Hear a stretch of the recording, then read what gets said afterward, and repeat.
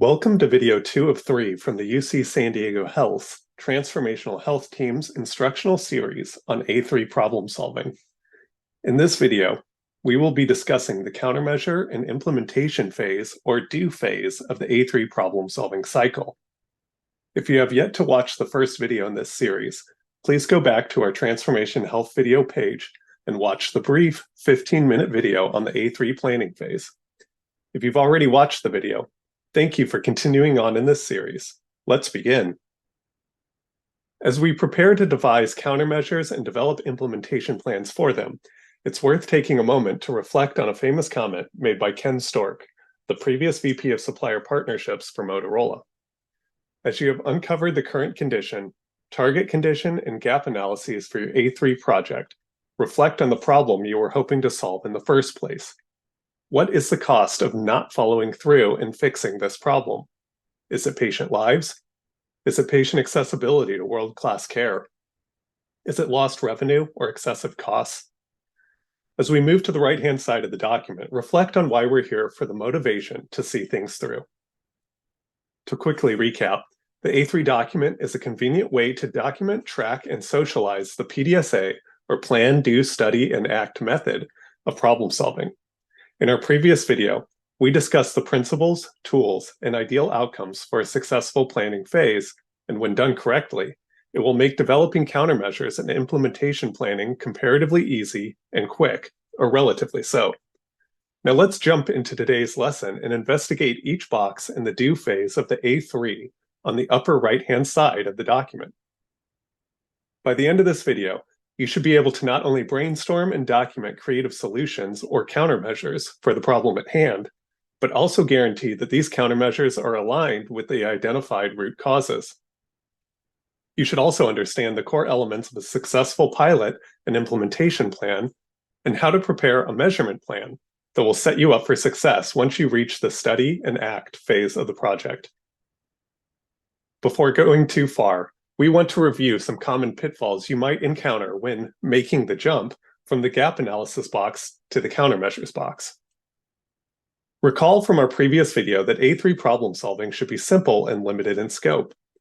Even after performing a Pareto analysis in the gap analysis phase, you may discover that the subsequent fishbone analysis, or root cause analysis, has revealed several different primary causes and maybe more problems than can be realistically tackled at once. If that's the case, consider using a decision matrix to help isolate only the most important root cause contributors to address first. Using a decision matrix with the input of process experts can help isolate which contributors are the most frequent and have the highest impact on the problem you're trying to solve.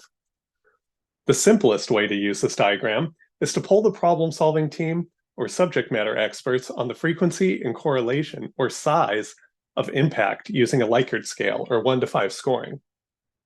The decision matrix is a great problem-solving technique to preserve the team's focus on the vital few contributors that are exacerbating the issue.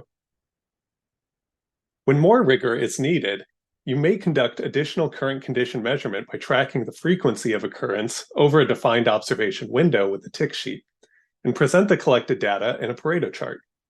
You may also want to calculate the impact of each one of these occurrences, whether it is time lost to a given resource, or lost materials, or costs from defects. This level of detail in your decision matrix will be situational dependent, but it can be very helpful for myth-busting and creating alignment within the problem-solving team when needed.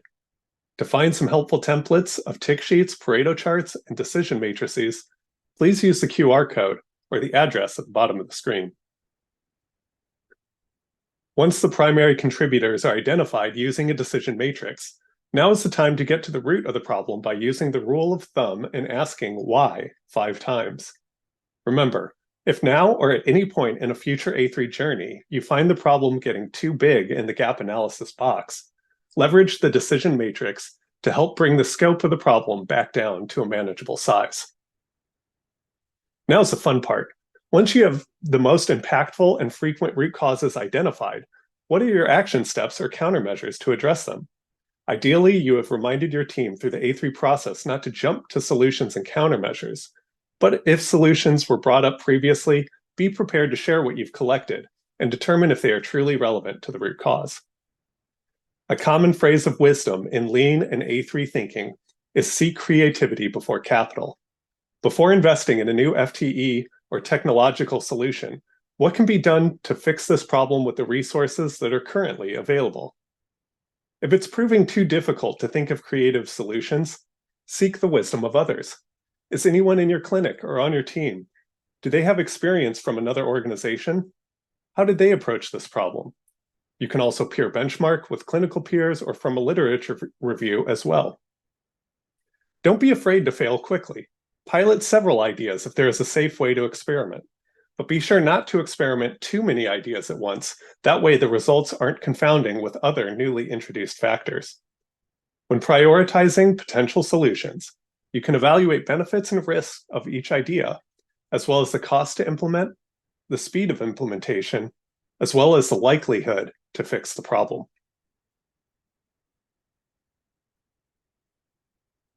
The most successful implementation plans will also include change management strategies and communication planning.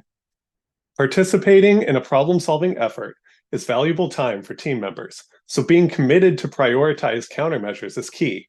Follow through. How will results of the implementation be communicated in the future? If a countermeasure is tried but then deemed inadequate, don't just stop the revised practice, but also explain why it didn't continue. The foundational tenet of Lean is respect for people, and communication and change management plays a big part in that. Consider each role impacted and how the messaging of what's new and why change is happening in the first place can be tailored. Everyone's with them, or what's in it for me, may be different, and everyone's responsibility for change may be different as well. As a practice, at the start of your communication strategy, shade towards over-communicating. If you're over-communicating too much, you'll get feedback. But if you don't over-communicate or you under-communicate, you won't get that feedback. When evaluating and prioritizing countermeasures, there are several different ways to approach it. One way is to create an evaluation grid for criteria of success. In the x-axis are individual criteria, and the x-axis are countermeasures. A countermeasure that enhances the most critical criteria for success should be prioritized first. For more advanced evaluation, you may rank and weight the criteria using Excel. As a leading academic healthcare institution, consider safety, quality, and cost, and making them part of your criteria for success. A more simple way to evaluate proposed countermeasures is to place the countermeasures in an impact effort matrix, where team members' expertise is leveraged to evaluate the complexity of implementation against the benefit or impact of the solution.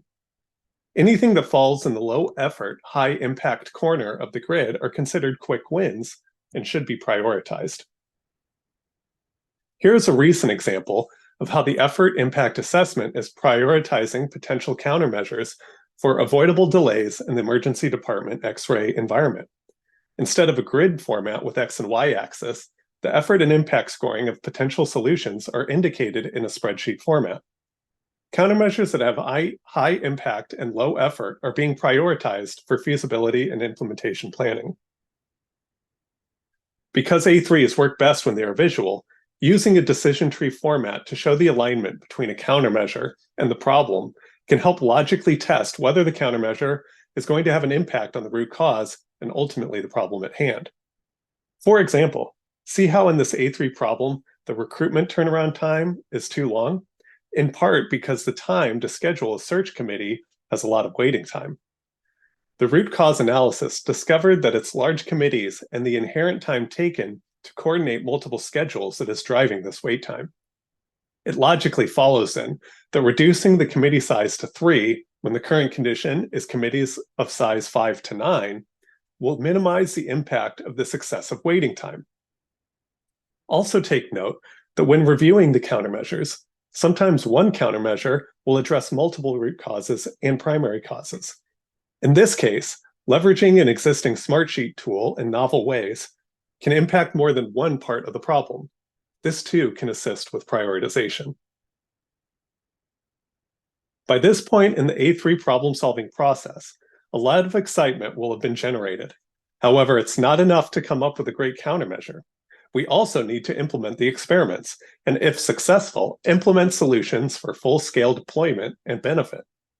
This will be a risky point in the A3 process because if too much time is taken between countermeasure proposal and implementation, project momentum and buy-in can quickly diminish. So let's keep moving. Execution and follow-through are paramount for sustaining progress. In these next few slides, we will review some core principles of project management and A3 implementation strategies. The PDSA method is designed to be iterative and follow the scientific method. With that in mind, be committed to experimenting. A solution can be piloted before moving on to full-scale implementation, and multiple experiments can be staggered and don't have to all be done at once. In fact, it's best not to do this so that outcome metrics can be accurately assessed against piloted countermeasures one by one. Running too many experiments at once can pollute your data. When designing a pilot, consider narrowing scope to a specific area, patient population, or even a low volume time of the week.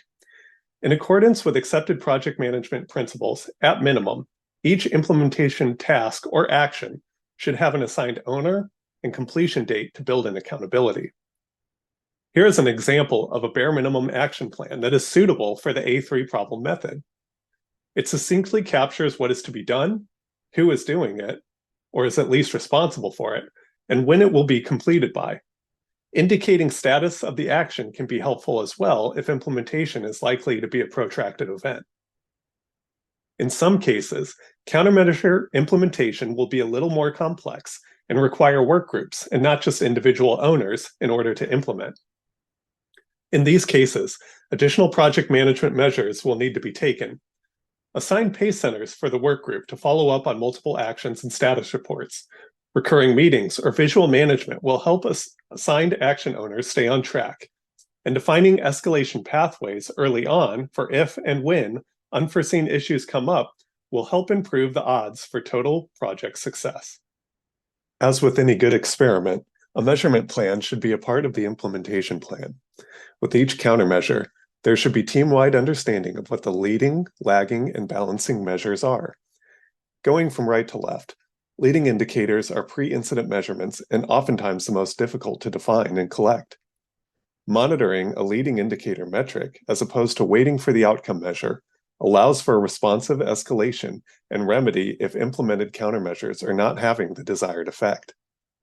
The lagging indicator is typically associated with the measure of success that is defined in the target condition. This is the post-incident measurement that ultimately determines success of an improvement initiative. And then there is also the balancing measure, a metric to monitor unintended consequences of an improvement event.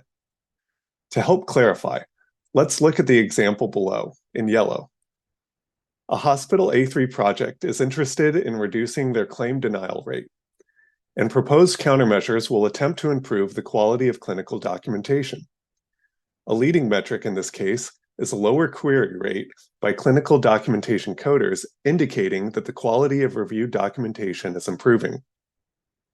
It therefore reasons that if this early indicator of documentation quality improves, the claims denials will go down. And just to be sure that improvements are having the intended effect, that improved quality in the same or less amount of time, the example project is including a balancing measure. If the amount of time a provider is face-to-face with the patient decreases after implementation, this might indicate that the most valuable time in the care episode, time with the patient, is lost at the expense of extra documentation effort. In some cases, particularly with difficult measurements that aren't currently or easily captured by existing systems, a measurement plan will be needed to develop it. Helpful questions to ask and document are, what is the source of this data? Who will collect it? What is an ideal N value for the sample size? And how frequently is it going to be collected? If multiple personnel will be collecting, it's worthwhile to also create standard work around the collection method to reduce variation between operators or observers. Congratulations on reaching the end of this video. We hope you found the content helpful and inspiring for application and solving process-related problems in your work. By now, you should be an expert in comparing the current state against an ideal future state, countermeasure development, prioritization, and measurements, as well as effective project management and change management strategies. Don't forget to act quickly and capitalize on the project excitement so that you don't lose momentum. Please be ready for our next training, which is on the study and act phases of the A3 problem-solving method, where you will learn about confirming effects, planning next steps, control planning, and sharing success. In the spirit of sharing and celebrating success, if the Transformational Health Team training has aided you in your A3 journey, please share back with us your A3 document using the tht@health.ucsd.edu email address. Thank you again for the problems you are solving and for the difference you are making in the lives of UCSD Health patients and their families. See you at the next training.